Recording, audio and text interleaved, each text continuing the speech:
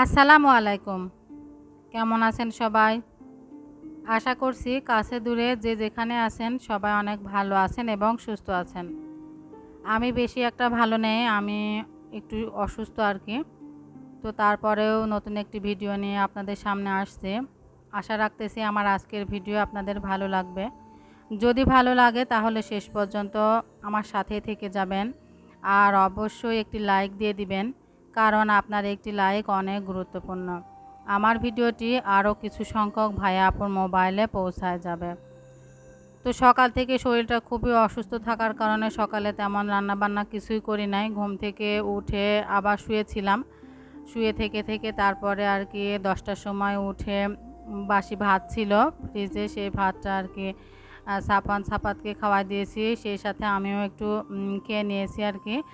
খাওয়া দাওয়া করে তারপরে আস্তে আস্তে আর কি ঘরগুলো সব গুছিয়ে নিলাম। যেহেতু আমার বাসায় আমি ছাড়া কাজ করার কেউ নেই, এজন্য আমাকে অসুস্থ শরীর নিয়েও কাজ করতে হবে। আর আজকে শুক্রবার, এজন্য আর কি শুক্রবারে তো কাজ অনেক থাকে, তারপরে অসুস্থতার কারণে কোনো কাজই করতে পারতেছি না। আর বাচ্চা কাচ্চা ঘরে থাকার কারণে আমাকে রান্না করতেই হবে। যদি মরেও যায় তাহলে মরার আগে আমাকে সময় নিয়ে রান্নাটা করেই নিতে হবে। আমি না রান্না করলে আমার বাচ্চাদের মুখে খাবার উঠবে না, এমন একটা অবস্থা। তো অনেক কষ্ট করে আর কি চুলার পাড়ে আসছি, এসে আর কি ফ্যান চালু করে দিয়ে বসে কাটাকাটিগুলো করে নিলাম। নিয়ে এখন হচ্ছে মাংসটা বসিয়ে দিয়েছি, একটু একটু করে কাজ করতেছি, আবার হচ্ছে বিছানায় গিয়ে একটু করে হাঁপ সারতেছি। আর এত পরিমাণ গরমের কথা আসলে কি বলবো, আমার লাইফে আমি এত গরম কখনোই দেখি নাই। মানে গরমে অসহ্যনীয়, মানে কোনোভাবেই সহ্য করা যাচ্ছে না। আর এতটা অসুস্থ যে মানে রান্নাটাও আমার করতে আসতে মন চাচ্ছে না, তারপরেও দেরি হয়ে যাচ্ছে। এজন্য একটু একটু করে আর কি রান্নাটা করে নিচ্ছি। তো আমি ডাউলটা হচ্ছে সিটি দিতে দেবো, এজন্য আর কি হলুদ, লবণ, তারপরে হচ্ছে তেজপাতা, তারপরে হচ্ছে একটু তেল দিয়ে দিয়েছি, এতে করে সিটি ওঠার সময় কোনো রকমের হচ্ছে পানি বের হয়ে আসবে না উপর থেকে আর কি। আর ওইদিকে ভাতও বসিয়ে দিয়েছি। আমার 3টা চুলা দিয়ে আর কি একসাথে কাজ করতেছি, যাতে আমার রান্নাটা তাড়াতাড়ি হয়ে যায়। আর আমার চ্যানেলের ভিডিও যদি আজকে আপনি প্রথম দেখে থাকেন তাহলে অবশ্যই আমার চ্যানেলকে সাবস্ক্রাইব করে দিবেন, দিয়ে পাশে থাকা যে বেল বাটনটি আছে সেটা অল অপশন অন করে রাখবেন। আমি যখনই নতুন ভিডিও আপলোড দেব তখনই আপনাদের মোবাইলে নোটিফিকেশন চলে যাবে, আপনারা আপনাদের ইচ্ছা মতো দেখে নিতে পারবেন। তো ওইদিকে রান্না হচ্ছে, আর এদিকে আমি যে থালা বাসনগুলো জমছিল সে থালা বাসনগুলো মেজে এখন হচ্ছে ধুয়ে আর কি র্যাকের উপরে রেখে দিয়েছি। তো আমার কথার মাঝে যদি কোনো ভুল ত্রুটি হয়ে যায় অবশ্যই ক্ষমা সুন্দর দৃষ্টিতে দেখবেন। এইদিকে আমি রান্না করতে করতে মেঘ করতেছে, আর হচ্ছে বৃষ্টিও শুরু হয়ে গেছে। আমি আসলে রান্নাঘরে ছিলাম আর রান্না করার সময় জানালা বন্ধ করে দিয়ে রাখছিলাম। এতটা মানে বৃষ্টি শুরু হয়ে গেছে আমি বুঝতেই পারি না। এদিকে ডাইনিং রুমের যে দক্ষিণে জানালা ছিল, আর আজকের বৃষ্টিটা মূলত দক্ষিণ দিক থেকে আর কি সাপোর্ট আসতেছিল। এদিকে দক্ষিণের যে জানালাগুলো আছে সেই জানালা দিয়ে পানি ডাইনিং টেবিলে চলে আসছে, তারপরে হচ্ছে বিছানার উপরে চলে আসছে। আমি বুঝতে পারি নাই, পরে তাড়াতাড়ি করে এসে জানালা দিতে দিতে আর কি অনেকটা পানি চলে আসছে। তো এদিকে যে যাই হোক একটু হলেও গরমটা কমতেছিল, তারপরে আবার হচ্ছে রোদ বের হয়ে যায়। তো আমি এই যে বারবার একটু করে বৃষ্টিকে ছোঁয়ার জন্য জানালা খুলতেছিলাম, আর এই যে দেখতে পাচ্ছেন যে আমার ঘরের মধ্যে কিন্তু পানি চলে আসছে, বাক্সর নিচে চলে গেছে পানি, তারপরে বিছানাতেও একটু পড়ছে আর কি। তো খুবই মানে দক্ষিণ দিকের সাপোর্টটা আসতেছিল জন্য আমি হচ্ছে জানালা খুলে রাখতে পারছিলাম না। আর এদিকে যে থাই গ্লাসের যে হচ্ছে মানে জানালার যে ইয়েটা সেখানে অনেকটা ময়লা জমে গেছে, আর পানি হচ্ছে জমে এদিকে আর কি পড়ার জন্য মানে ইয়ে হয়ে যাচ্ছিল। এই জন্য আমি একটু হাত দিয়ে ক্লিয়ার করে দিচ্ছিলাম রাস্তাটা, যেন হচ্ছে পানিটা আর কি বের হয়ে যায়। থাই গ্লাসের ওই সাইডে তো ছিদ্র করা থাকে, ওই ছিদ্র দিয়ে আর কি পানি বের হয়ে যাচ্ছিলো। আর এই যে এদিকে বেলকুনিতে অবস্থা একদম খারাপ হয়ে গেছে বৃষ্টির পানি এসে আর কি। এদিকে শরীরটা খারাপ, তারপরে আবার এই যে বৃষ্টির পানি দিয়ে আমার কাজটা আরও বাড়ায় দিল। তো যে সকল আপুরা প্রথম থেকে এখনও পর্যন্ত আমার ভিডিও দেখেন, আমার চ্যানেলের পাশে আছেন, তাদেরকে অসংখ্য ধন্যবাদ। আপনারা এইভাবে আমাকে সাপোর্ট করে যাবেন। আর রিসেন্ট যেসব আপুরা আমার চ্যানেলকে সাবস্ক্রাইব করে দিয়েছেন তাদেরকেও অসংখ্য ধন্যবাদ। তো এদিকে আমার খাসির মাংসটা রান্না করা হয়ে গেছে। আর হচ্ছে এবছর তো কাঁঠাল রান্না একদিনও খাওয়া হয়নি, একদিন তো রান্না করতে গিয়ে তো কাঁঠাল পেকে গিয়েছিল, এজন্য বীজ দিয়ে অন্যরকম রান্না করছিলাম ছোলার ডাউল দিয়ে। আর আজকে হচ্ছে অনেক দিন ধরে আর কি কাঁঠালটা কেটে ফ্রিজে রেখে দিয়েছিলাম, খাবো খাবো করে খাওয়া হয়নি, তো কাঁঠালটা ভাজি করে নিয়েছি। আমার আম্মার হাতের কাঁঠাল ভাজিটা আমার খুবই পছন্দের, তো বাসায় গেলে অবশ্যই আম্মার হাতের ভাজি খাবো। খুবই মিস করতেছি, মনে হচ্ছিল যে হচ্ছে একটু মার হাতের খাবার পেলে একটু ভালো লাগতো। আর যখনই শরীর অসুস্থ হয় তখনই কিন্তু মার কথা বেশি মনে পড়ে যায়।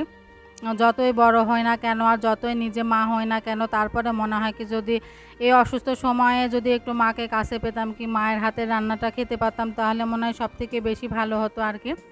তো এখন হলো দুপুরবেলা খাওয়া দাওয়া শেষ করে হচ্ছে আর কি বিকেলবেলা আর কি, তো হচ্ছে আমি সাপাত বারবার দুধ দিয়ে ভাত খেতে চাচ্ছিল, তো ফ্রিজ থেকে দুধটা বের করে নিলাম। আর উপরে যে সরটা পড়ছে, তো অনেক দিন ধরে সর উঠানো হয় না, তো ভাবছি যে সামনে ঈদ আসতেছে আর এখন যেহেতু প্রত্যেক দিনে দুধ জাল দেওয়া হচ্ছে, তো একটু একটু করে সর উঠালে এক বাটি সর হয়ে গেলে আর কি অনেকটা আর কি ঘি বানানো যাবে। আর বাহিরের জিনিস তো প্রচুর পরিমাণে ভেজাল, কি বলবো, বাহিরের জিনিস কিনে খেতেই ভয় লাগে যে যেটাই কিনে খাবো সেটার মধ্যে কোনো না কোনো ভেজাল আর কি থেকে যায় আর কি।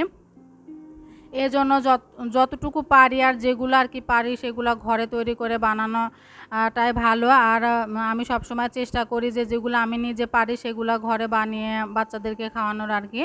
তো এখানে 2 দিনের ভিডিও আছে, একটু একটু করে আর কি করছি।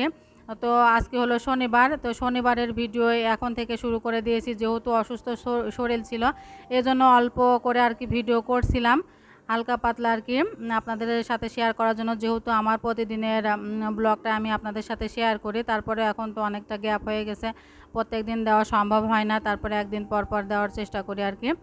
তো পরের দিন অনেক দিন ধরে কাপড় চোপড় কাচা হয়নি, শরীরটাও হালকা পাতলা অসুস্থ মানে থাকতেইছে আর কি। আর নতুন বাসাতে উঠে একটু মনের মতো করে সাজাবো কি নিজে অসুস্থ হয়ে পড়ে আছি।